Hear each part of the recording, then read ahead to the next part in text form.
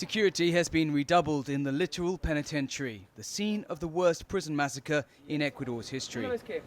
Prison guards describe how bodies were piled up in the compound of the country's largest jail, a scene like a battlefield. As rival gangs fought with guns, knives and even explosives, the violence spread from wing to wing.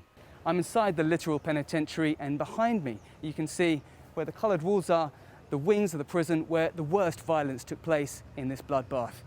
It's taken almost a week for the armed forces to retake control of this prison. Over the weekend, police seized an arsenal of weapons, including 13 guns, more than 1,000 bullets of different calibers, 250 bladed weapons and 5 grenades. A consecuencia del conflicto que existe. This was the result of a conflict between organised crime groups for power inside the prison. They fought and attacked Wing 5, then Wings 8 and 9, and finally Wings 3 and 6. It was a real massacre that had no justification whatsoever. We're fighting to stop this. We have government support, but this was regrettably out of our hands. It was incomprehensible. Bolivar Garzón has been in the job for just over a week and is dealing with the worst ever crisis to hit Ecuador's prisons. He said the government plans to pardon thousands of older, disabled or ill prisoners in the wake of the violence. El hacinamiento en esta penitenciaría. The overcrowding in this jail is around 62%. The normal capacity is 5,000 prisoners. We've had up to 8,500. This is a major factor for the acceleration of violence. We're planning to build new wings to improve the infrastructure.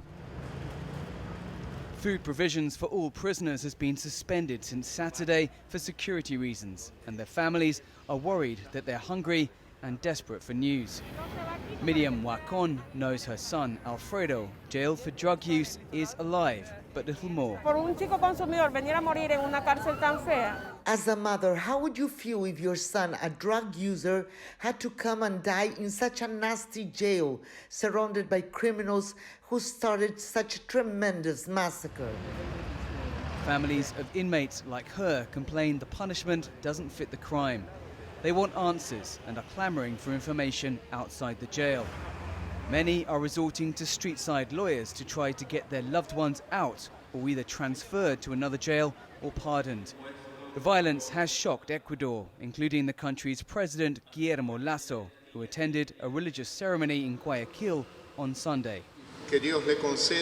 May God comfort the fathers and mothers, the brothers and sisters, the wives and children, those who have lost on earth their loved ones. As the situation returns to a tense calm, no one knows how long the peace will last. Dan Collins, CGTN in Guayaquil, Ecuador.